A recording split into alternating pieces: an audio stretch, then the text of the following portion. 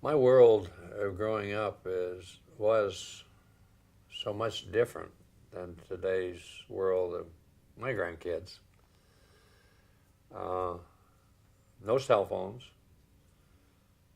no phone in the house, no indoor plumbing, uh, except water into the house. So even in town, you didn't have a bathroom? Not till I was 14.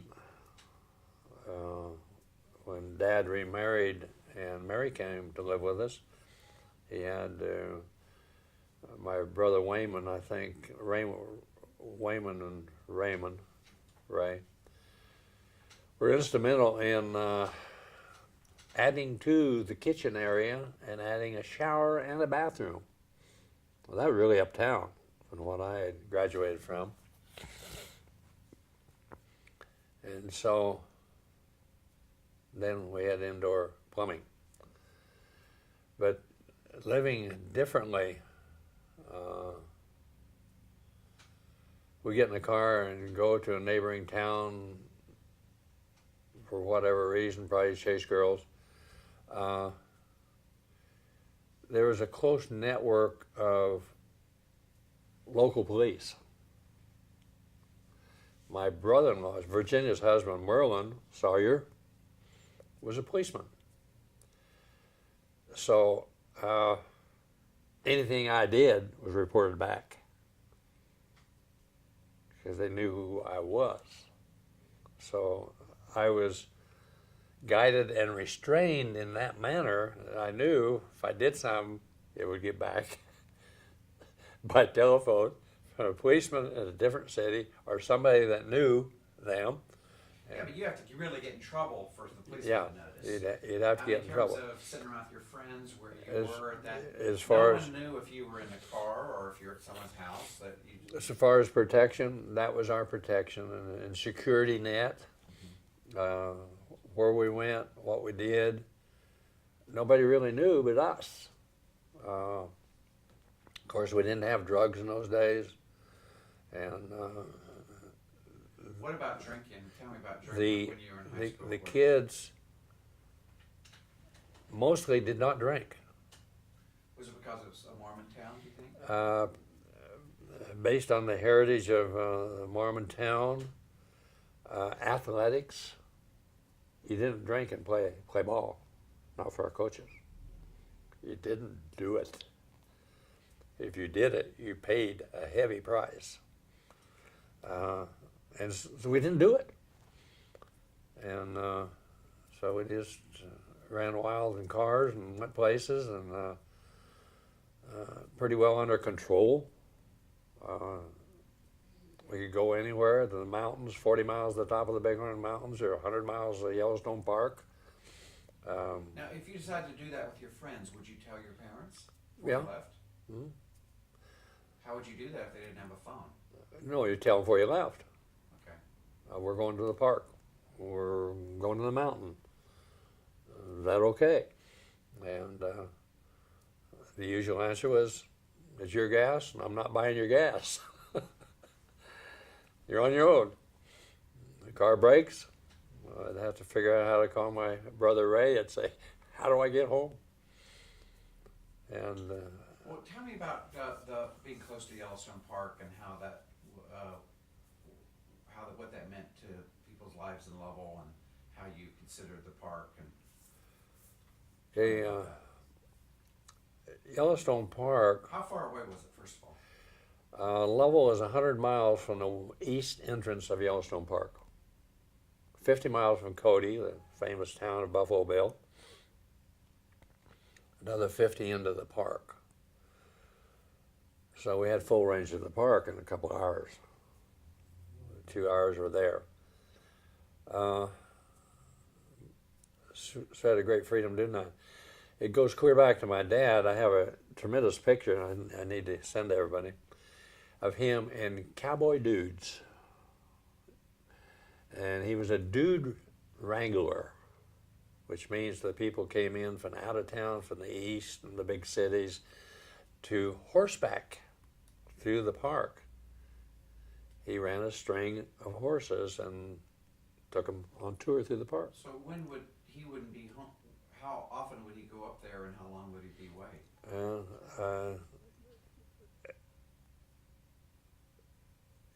Extended periods of time during the summer, because that was the income. Besides farming, shearing sheep, running sheep, and wrangling dudes, that was the income he had. I'd say probably the majority of his income. It was. How often did you shear the sheep? Was that a once a year? Once a year. Summer? Spring. Okay. You don't shear them too early in the spring, so they get too cold, and not too late in the summer when it's too hot. And so he spent a lot of summers in Yellowstone Park earning money as a dude wrangler. Of course,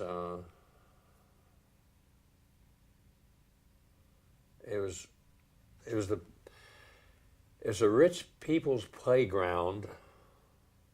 So you go to the park, you meet all these people from out of state, the big cities, and us local people. We go over and go up and just enjoy the park. The only thing that's in the park now that wasn't then are the wolves. I take it back, they were there. Everything is about the same. There are many more bear at that period of time because they weren't controlling the bear like they do today. Fact is, when I took the grandchildren several years ago, went through the park, we didn't see a bear.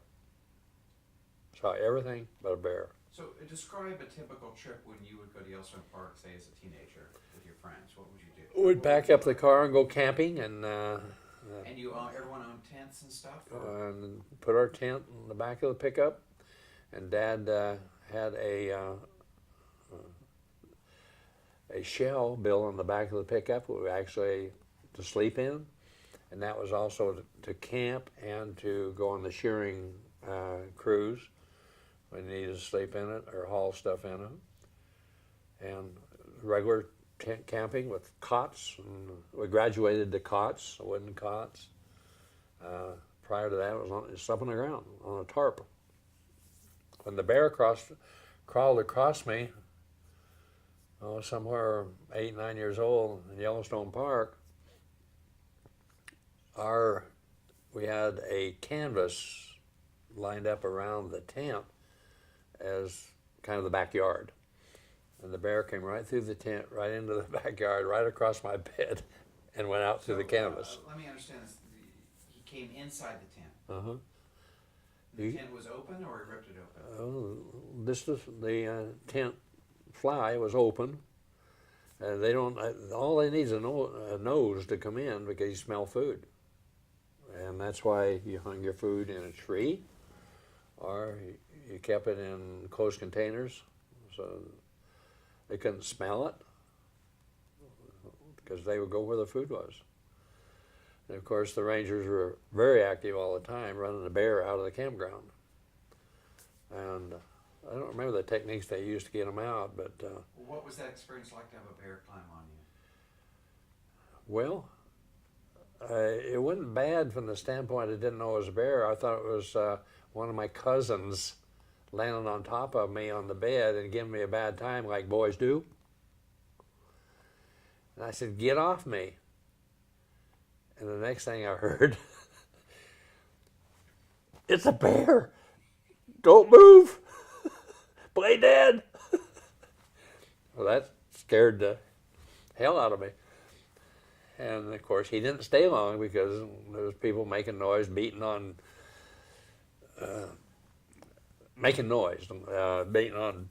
dishes and everything else to rattle the bear, and he just went on through. And so it happened so fast, I didn't have time to get scared. But it was quite an experience to come out from under my sleeping bag, and smell that bear. It's still on my sleeping bag. I'm having trouble understanding this tent. This is a tent with one open end. You said you went through. Okay. Just a tarp. Each end of the tent had an opening. Okay. And then we put a fence canvas around there as a sleeping area so we can have an extended sleeping area and not be open to the next camper. And that's where they came through. The car, you ask about the freedom the car gave me. There's a great deal of freedom to move about, and due to my advantage of having a brother in the wrecking yard business and cars available, I had many different cars, and it gave me a great sense of freedom. And we had a 1929 Ford Roadster, which had been modified and dropped down like a lowrider. And you could actually get down the road and turn it sideways and slide it sideways 60 miles an hour and it never flipped. It was just hugging the road. Now, which car was this? 1929 Ford Roadster. Now, it wasn't your car, though. No, it was my brother's. Yeah. And no, I did not do that because I was still too young when I had that car, but I got to drive it. But my brothers are all great drivers. They were a wild bunch too. They had such a reputation in the community of the basin and the county that nobody messed with me. I mean, they knew I had brothers, not to mess with me. So that was interesting. Another interesting car we had, an old 12-cylinder Studebaker, the presidential Studebaker. Oh, really? 12 cylinders. Well, it had a cracked head. So my brother let me do this. So we rigged up a spark plug from the cracked head and ran it to the tailpipe, a wire back to the tailpipe, and disabled this spark plug on top of the cylinder head. Well, then put a switch in under the dash. Well, if that cylinder is not firing the gas, it goes out the exhaust pipe. Well, when you flip the switch, you put fire to the spark plug in the tailpipe, it'll shoot flames about 6 feet out the back. And we had great fun with that until the police figured out what was going on and pulled me over and said, "You will not do that anymore, will you?" I said, "No, sir." So we had to dismantle the car or go out in the country and do it. But the fun was doing it in town, and somebody come up behind you too close, one of your buddies or something. 6 feet of flame out the back. And another one was real interesting is the Ford Roadster with the rumble seat. Now I'm in high school. I'm the hit of town because I got a Ford Roadster with a rumble seat. This is my brother's, but he'd let me drive it, sometimes to school, but have the use of it because I'd proved to be responsible. Of course, that drew girls like mad. I was one of the few guys in high school that had a car, and the other people that had cars in high school were the doctor's son, the dentist's son, the banker's son, and so it was great. What did that feel like? Well, it felt like I could go from having nothing to riding with the top of the cream, if you will, the top of the society in level. Did you feel that you were always a poor kid? There was such an integration of people and a tightness of community, I never realized I was poor. But you knew who the rich kids were. You know, you knew who they were. He had food, he had school, he had clothes, he had cars. And more as you got up through high school. So there were no iPads or cell phones. iPad? I'm saying there weren't as many things to show how one kid could be different from another. We did not have any radios. Nobody carrying a radio around. If it was a radio, they'd have to bring it from home, and we'd go up to the cabin and build a fire and roast marshmallows and wieners, and we'd take a radio along for music. One radio, or maybe there's a car radio that you could play, and that was our outings. And it was kind of, everybody knew everybody, so we said, we're going to the cabin, we're going to bring your hot dogs and we'll have a winter's roast. and the people who owned the cabin would let us come in and do that. So everybody knew everybody's business. And if you asked somebody in town where somebody was or something, they probably knew. Fact is, one of my buddies got lost one night in the wintertime, and they had high-centered their car out in the hills. No radios. And his dad called me, and I wasn't with him. Said, "Where are they?" I says, "I don't know." He says, "Can you organize a search party?" Because this is 2 or 3 in the morning, and you know, if we're late, they start looking for you. Now, where had they been gone again? They'd taken a shortcut just about 5 miles out in the hills from Lovell, crossing between roads or something in the wintertime, and they got stuck in a snowbank or high-centered or something. They couldn't dig themselves out. It was 2 of my buddies and their dates. So the girls' parents were quite, "Where are they?" "Wendell, you know where these guys are." I said, "No, I don't, but we'll find them." So I called up the rest of the gang of our buddies and everybody, and the basketball team, and we all fanned out. That's where we found them. And then, of course, when we found them, they were able to pull them out and bring them home. So that was our iPhone, iPad communication. Just the knowledge of where people would go, what they would do, their habits, and nobody ever was lost. They were found easily because we knew about where they would be. So I think it was about 5 of us, and we took different roads, you know, patterns, and were able to find them within a couple hours. Communication, some houses had telephones. Yeah, there was telephones. My brother had a telephone. My buddy across the street had a telephone in the house. Half the houses in town probably had telephones. That's it. One instrument sitting on the table, the old model. And you borrowed somebody's phone to call some girl and make a date. Or you drove down to their house and made the date. So it was, "Are you walking?" Well, they were driving. We're dating, we're driving. And that's how we did it. Were there groups of people that didn't really interact with each other, like the non-Mormons, or were there any different ethnic groups? A lot of, yeah, there are the various ethnic stocks. Like what? Uh, Were there Germans or Lovell Swedes, or? Lovell was, oh man, it was quite a mixture. German, Hispanic. So you're saying even in the 30s and 40s, Europeans. Even in 30s and 40s, there were Hispanic people there? Oh yeah. Some of them would come in from, I think, from Mexico, and they just stayed and grew families there. Would they interact with other people? Oh yeah. So on your basketball team, what was it like? Well, we didn't have any. There's just a few Hispanics when I was going through high school. There's a lot more now.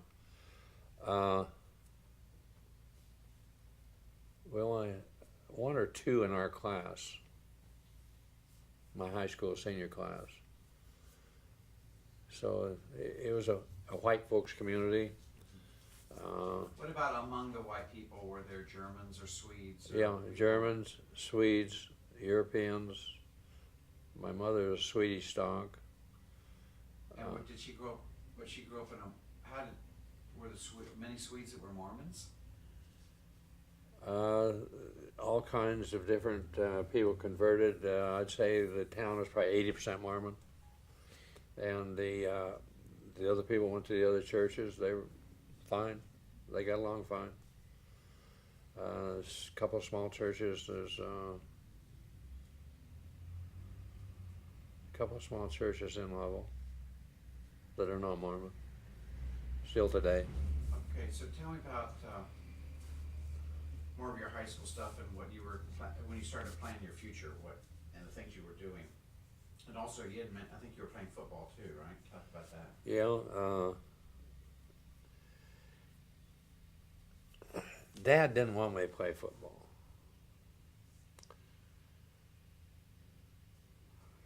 But the pressure from the community, I had a big kid, and had a gift of being athletic. And so they expect me to go play football. I didn't play football until I was a sophomore because Dad didn't want me to. So he finally withdrew his objection because he didn't want me to get hurt. I don't know, maybe I was a fair-haired son with the problems I had with some of the others. Did other brothers get hurt? No, not that you would say that would make him that hesitant for me to play. Of course, period of time and the people talking to him wore him down. So I played football. I was a sophomore. Usually, so it was important to the people of the town that they had a good football team? well, the town, later on we got a theater. But without a theater, there's nothing to do but sports. You mean a movie theater? Movie theater. I mean, yeah, we had a movie theater. But if you went to the movies, you watched sports, or you went dancing. That was the entertainment. Did people follow sports on a larger level, like college sports or No, local sports. It's just they were concerned with, well, radio is all I had. They followed local sports, your local team, and they supported it. And the gym was packed, the stadium was packed. They would stand or sit, whatever, and they followed it. And all the little towns were like that. It was all similar to Lovell. And of course, as I gained a reputation and everything, my coach says, "Where do you want to go to college?" I said, "College? Who wants to go to college?" What did you originally think you were going to do? Had no idea. So what shaped my decision there was they had this kind of thing called the draft. And What year are we talking about? we're talking about 51. So for the Korean War. Mm-hmm. My buddies joined the National Guard for extra money. Well, to a man that joined, I think there's one political appointee that got taken out that didn't go to Korea. They went as a supply unit. Every one of them came back. So that was kind of a miracle for Lovell because they called up the National Guard. I didn't go because Dad said, "No, don't join," and I was underage, and even those that lied about their age and joined, they went.